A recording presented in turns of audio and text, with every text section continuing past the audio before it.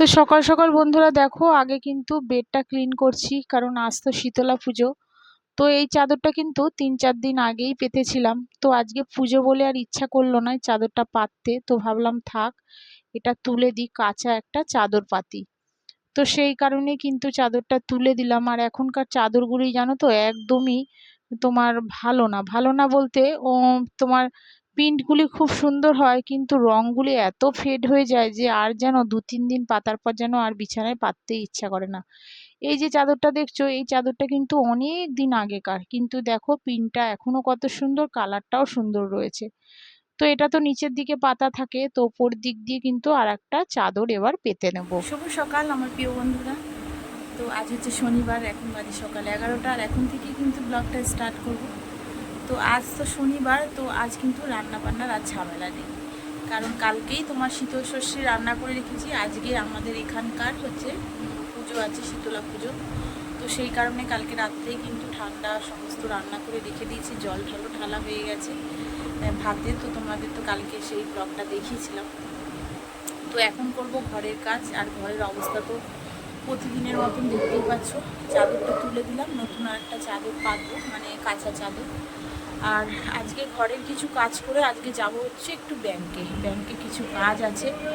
তো প্রায় সময় ভাবছি যাব করে আর সময় হয়ে উঠছে না। তো আজকে তো আর রান্নাবান্না ঝামেলা নেই, তো সেই কারণে আজকে কিন্তু বেরিয়ে যাব।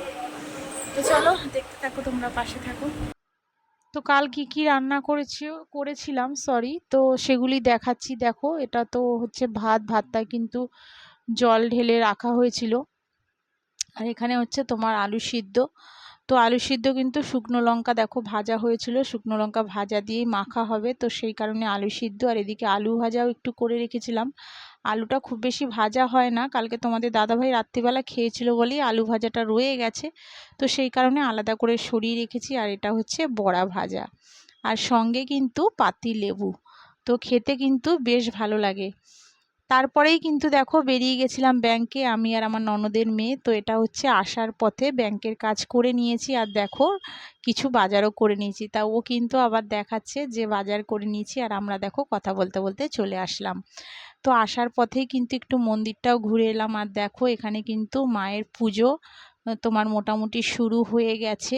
তো কি সুন্দর দেখো মন্দিরটা সাজিয়েছে, চারিদিকে ফুল দিয়ে কি সুন্দর সাজিয়েছে, সবাই এখানে পুজো টুজো দিয়েছে, তো খুব সুন্দর লাগছিল। তো ভাবলাম একটু ভিডিও করে নিই, আর তোমাদের সঙ্গেও একটু শেয়ার করতে পারবো, তো সেই কারণে কিন্তু একটু ভিডিওটাও করে নিলাম।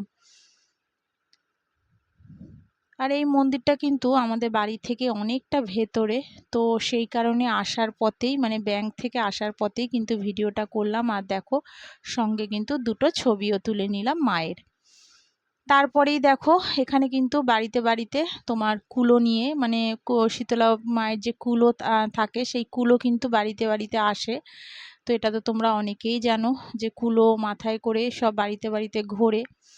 তো এখানেও কিন্তু তোমার চলে এসছে, আমি ব্যালকনি দিয়ে দাঁড়িয়ে দাঁড়িয়ে একটুখানি ভিডিও করছি। এই ভিডিওটা কিন্তু আমার ছোট ছেলে করছিল। আর দেখো সব বাড়িতে বাড়িতে কিন্তু কুলো নিয়ে এরকম কিন্তু ঘুরছিল।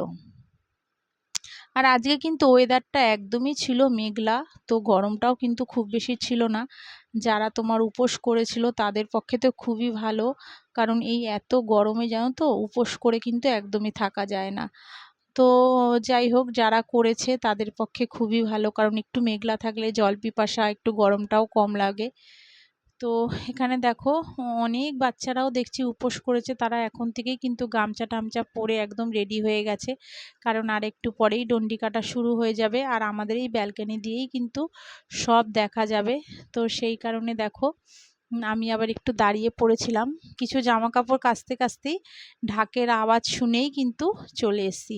আর সত্যি বলতে এরকম ঢাকের আওয়াজ যখনই এরকম বাজে না, তখন আমার যে এত ভালো লাগে, একটা পুজো পুজো গন্ধ যেন চলে আসে। তারপরেই দেখো ডন্ডি কাটা কিন্তু শুরু হয়ে গেল। আর এখানে তো আগে আমাদের এখানে পুকুর ছিল, সেই পুকুরটা জানো তো এখন মোটামুটি জল শুকিয়ে গেছে, তো সেই কারণে এরা দেখো একটা তোমার গাড়ি নিয়ে এসছে, জলের গাড়ি। তো এখান থেকেই প্রতি বছর ওরা পুকুর থেকে স্নান করেই ডন্ডি কাটে, তো সেই কারণে পুকুরটা তোমার মোটামুটি বন্ধ হয়ে যাওয়ায় কিন্তু দেখো জলের গাড়ি নিয়ে আসা হয়েছে। আর যারা যারা দেখো উপোস করেছে ডন্ডি কাটছে, তো দেখো এরকম স্নান ওখান থেকে করছে, মানে যেখানে তোমার জলের গাড়িটা আছে সেখান থেকে স্নান করে কিন্তু দেখো এখান থেকে ডন্ডি কাটছে। তো এখানে অনেক লোকই দেখছি ডন্ডি কাটছে। তো আমরা এসছি এখানে তোমার মোটামুটি 10 বছর ধরেই দেখছি দিনে দিনে লোক বাড়ছে। তো যাই হোক মায়ের হচ্ছে আশীর্বাদ মহিমা আছে বলেই সবার একটা তোমার বিশ্বাস মায়ের প্রতি। তো সেই কারণেই কিন্তু দিন দিন লোকও বাড়ছে। তো যাই হোক আজকের মতন কিন্তু ভিডিওটা তোমার শেষ করলাম বন্ধুরা। সবাই ভালো থেকো, সুস্থ থেকো। আবার দেখা হচ্ছে আগামীকাল আরেকটি নতুন ব্লগের সাথে। আর ব্লগটি কেমন লাগলো তোমরা কিন্তু সবাই জানিও। তো চলো সবাই মিলে একসাথে বলি জয় শীতলা মাই কি জয়।